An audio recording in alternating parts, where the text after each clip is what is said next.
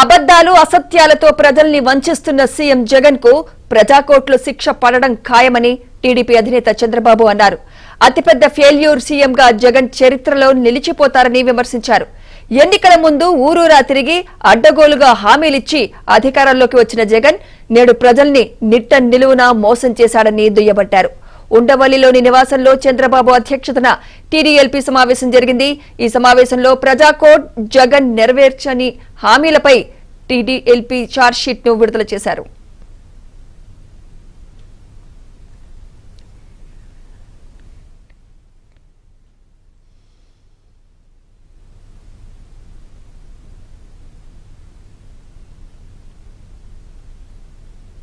YCP manifesto Jagan పాదయాత్రలో మొత్తం 730 హామీల్లో 21% కూడా అమలు చేయకుండా 99% అమలు చేశానంటూ ప్రజల్ని వంచిస్తున్నాడని చంద్రబాబు మండిపడ్డారు.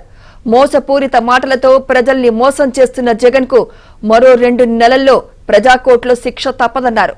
విద్యుత్ ఛార్జీలు పెంచబోనని హామీ ఇచ్చిన జగన్ మాట తప్పి మడమ తిప్పి 64,000 కోట్ల భారం మోపడాన్ని చంద్రబాబు ఆరోపించారు. మద్య నిషేధం హామీని అటకెక్కించి మద్యం అమ్మకాలపై ఆదాయాన్ని తాకట్టు పెట్టి 25,000 కోట్లు అప్పులు తెచ్చాడన్నారు. 2,30,000 ప్రభుత్వ ఉద్యోగాలు భర్తీ హామీ గాలికొదిలేశాడన్నారు.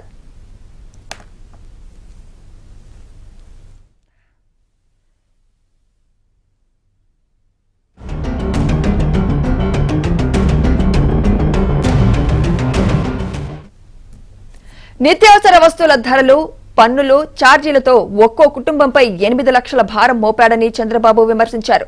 పెట్రోల్ డీజిల్ ధరలపై మాట తప్పి జనం జేబులు కొల్లగొడుతున్నాడన్నారు.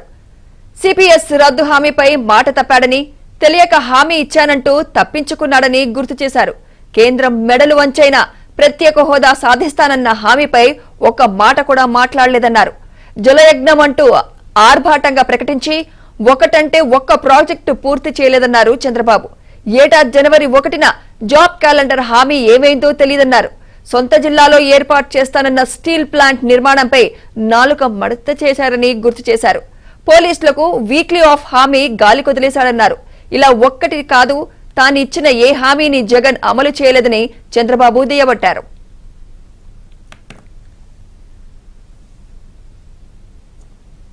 మరిన్ని వివరాలు మా ప్రతినిధి పూర్ణ అందిస్తారు. పూర్ణ. సుమిత్ర, చంద్రబాబు అధ్యక్షతన టీడీఎల్పీ సమావేశం కొద్దిసేపటి క్రితం ముగిసిందని చెప్పవచ్చు. దాదాపు ఒక గంటన్నర సేపు మొత్తం కూడా టీడీపీ ఎమ్మెల్యేలు ఎమ్మెల్సీలతో మొత్తం కూడా చంద్రబాబు భేటీ అయ్యారు. ఈ భేటీలో అనేక అంశాలని ఇక్కడ ప్రధానంగా చర్చ అయితే వచ్చిందని చెప్పుకోవచ్చు. ప్రధానంగా ప్రజాకోర్టు పేరుతో జగన్ వైఫల్యాలకు సంబంధించిన ఒక మొత్తం ఛార్జ్షీట్ని అయితే ఈ టీడీఎల్పీ సమావేశంలో అయితే విడుదల చేయడం కూడా జరిగింది. మొత్తం కూడా ఈ 5 సంవత్సరాల కాలంలో జగన్ ఇచ్చిన హామీలు ఏ ఒక్కటి కూడా నెరవేర్చలేదు. వీటి మీద మనం ఫోకస్ పెట్టాలి. మరో రెండు నెలల్లో ప్రజాకోర్టులో ఎన్నింటిని కూడా ఎండగట్టి మొత్తం కూడా మనం చెప్పాల్సిన అవసరం ఎంతైనా ఉందని చెప్పి కూడా చంద్రబాబు స్పష్టం చేయడం కూడా జరిగింది. ఏదైతే ఈ గత 5 సంవత్సరాలుగా జగన్ ఇచ్చిన ఏ హామీ కూడా ఏ ఒక్కటి కూడా నెరవేర్చలేదు. అనేక అటు మద్యం చూస్తే కనుక ఆకాశాన్ని ధరలంటే నాసిరకం మద్యంతో పాటు ఇసుక అయితే మొత్తం కూడా సిండికేట్గా ఏర్పడి మొత్తం కూడా ఇసుక దోచుకోవటం, అలాగే ఏదైతే ప్రత్యేక హోదా మీద పోరాటం చేస్తామని చెప్పి జగన్ స్పష్టం చేశారు. అది కూడా ఇప్పటివరకు దాని మీద ఎక్కడ కూడా మాట్లాడిన దాఖలాలు కూడా లేవు. అలాగే ఏదైతే సొంత నియోజకవర్గంలో స్టీల్ ప్లాంట్ పెడతానని చెప్పడం, ఇలా అనేక అంశాలు చూస్తే కనుక అన్నీ కూడా మొత్తం కూడా నిర్వీర్యం చేశారు. వీటితో పాటు ప్రధానంగా చూస్తే కనుక యువతకు ప్రతి సంవత్సరం నిరుద్యోగ సమస్య మీద ఒక ఉద్యోగాలు ఇప్పిస్తానని చెప్పి క్యాలెండర్ విడుదల చేస్తానని చెప్పి క్యాలెండర్ కూడా విడుదల చేయకపోవడం, అలాగే పోలీసులకు అయితే వీక్లీ ఆఫ్లు ఇస్తానని చెప్పి ఆ వీక్లీ ఆఫ్ను కూడా సరిగ్గా అమలు చేయకపోవడం, ఎక్కడా కూడా వీక్లీ ఆఫ్ అనేది ఎక్కడ అమలు చేయకపోవడం. మరోవైపు ఏదైతే ఉద్యోగస్తులకు జీతాలు కూడా సకాలంలో చెల్లించుకోవడం, వాళ్ళని తీవ్ర ఇబ్బందులకు అయితే గురి చేసిన అంశాలతో పాటు అనేక అంశాలను కూడా సుదీర్ఘంగా ఈ టీడీఎల్పీ సమావేశంలో చర్చించారు. ఏదైతే రేపు జరగబోయే అసెంబ్లీ సమావేశాలు 3 రోజుల పాటు సమావేశాల్లో మొత్తం కూడా గవర్నర్ చేత కూడా పొగిడించే విధంగా అటు జగన్ సర్కార్ చూస్తుందని చెప్పి కూడా తెలుస్తుంది. ఏదైతే 5 సంవత్సరాల్లో వైసీపీ అభివృద్ధి చేసింది, రాష్ట్రం అన్ని విధాలుగా అభివృద్ధి చేసిందంటూ కూడా ఒక అసత్యాలను కూడా రేపు అసెంబ్లీలో ప్రస్తావించేలాగా లాగా వైసీపీ సర్కార్ చూస్తుందని చెప్పి కూడా ఈ సమాచారం అందింది. ఈ నేపథ్యంలో అసలు ఏదైతే ఈ వైఫల్యాలు పూర్తిగా అంటే దాదాపు 5 సంవత్సరాల నుంచి కూడా పూర్తిగా వైఫల్యాలు చెందిన జగన్ ప్రభుత్వం గురించి అన్నింటిని కూడా సాక్ష్యాధారాలతో సహా మొత్తం కూడా ప్రజెంటేషన్ చేయాల్సిన అవసరం ఎంతైనా ఉందని కూడా చంద్రబాబు స్పష్టం చేశారు. అయితే ఏ అంశాలు ఎవరెవరు మాట్లాడాలన్నది కూడా మొత్తం కూడా ఎమ్మెల్యేలు అటు ఎమ్మెల్సీలతో కూడా వారికి దిశానిర్దేశం కూడా చేయడం కూడా జరిగింది. ఎందుకంటే పర్టికులర్గా సబ్జెక్ట్స్ అంటే వ్యవసాయం మీద ఎవరు మాట్లాడాలి, అలాగే మద్యం మీద ఎవరు మాట్లాడాలి, ఇసుక మీద ఎవరు మాట్లాడాలి, ఈ సబ్జెక్ట్స్ మీద కూడా ఎమ్మెల్యేలకి అలాగే ఎమ్మెల్సీలు కూడా దిశానిర్దేశం కూడా చేయడం కూడా జరిగింది. ఎందుకంటే ప్రధానంగా ఏదైతే అధికార పార్టీ వాళ్ళు మాట్లాడేదానికి ధీటుగా కూడా సమాధానం చెప్పాలని చెప్పి కూడా చంద్రబాబు కూడా స్పష్టం చేశారు. అయితే ఇక 2 నెలల్లో ప్రజాకోర్టులో మాత్రం జగన్ అసత్యాలు కానీ జగన్ నెరవేర్చలేని హామీలు కానీ మొత్తం కూడా పూర్తి స్థాయిలో ఎండగట్టాలని చెప్పి కూడా ఒక నిర్ణయం తీసుకున్నారు. ఆ దిశగా కూడా టీడీఎల్పీ సమావేశం కూడా జరిగింది. ఈ సమావేశానికి అచ్చెన్నాయుడుతో పాటు నందమూరి బాలకృష్ణ, నిమ్మల రామానాయుడు, ఎమ్మల రామకృష్ణుడు అలాగే ఎమ్మెల్సీలు కూడా హాజరయ్యారు. ఎమ్మెల్సీలు కొత్తగా ఎన్నికైన ఎవరైతే కంచర్ల శ్రీకాంతే కావచ్చు, రాంభూపాల్ రెడ్డి గారి కావచ్చు, వీళ్ళందరూ కూడా హాజరయ్యారు. మొత్తానికి ఏదైతే టీడీఎల్పీ సమావేశంలో అనేక విషయాలు చర్చించి ప్రధానంగా 3 రోజుల పాటు జరిగే అసెంబ్లీ సమావేశాల మీద ఏ విధంగా వ్యూహ ప్రతివ్యూహాలు అనుసరించాల్సిన దాని మీద కూడా ప్రధానంగా చర్చించారని చెప్పుకోవచ్చు.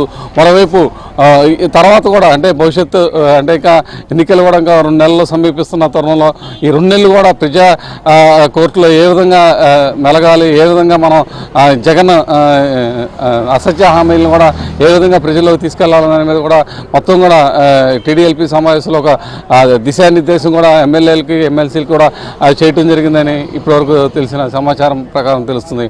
సుమిత్ర, అంటే పూర్ణ మరి రేపటి నుంచి జరగబోయే అసెంబ్లీ సమావేశాలకు ఎలా సన్నద్ధమవుతున్నారు?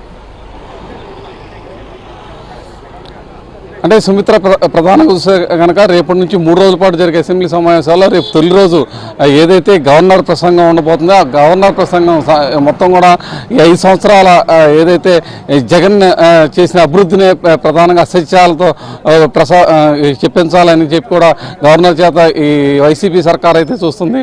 అయితే ఎల్లుండి ఏదైతే గవర్నర్ ప్రసంగం మీద ఎల్లుండి డిస్కషన్ ఉండే అవకాశం ఉంది. దాని మీద టీడీపీ కూడా ఎవరైతే ఎమ్మెల్యేలు ఉన్నారో ఎమ్మెల్సీలు ఉన్నారో వాళ్ళందరికీ ఒక్కో సబ్జెక్టు అంటే ఎవరు ఏ సబ్జెక్ట్ని బాగా మాట్లాడతారు, ఎవరికి ఏ సబ్జెక్టులో బాగా ప్రావీణ్యం ఉన్నది అన్నీ కూడా చూసుకుని వాళ్ళతో మాట్లాడించాలని చెప్పి కూడా చంద్రబాబు ఎమ్మెల్యేలు కూడా చెప్పడం కూడా జరిగింది. పర్టికులర్గా ఏదైతే మద్యం కానీ ఇసుక కానీ అయితే ఫెయిల్యూర్స్ గవర్నమెంట్ నుంచి అన్ని రకాలుగా ఫెయిల్యూర్స్ ఏవైతే ఉన్నాయో అన్నీ కూడా ప్రధానంగా ప్రస్తావించాలని చెప్పి కూడా చూస్తున్నారు.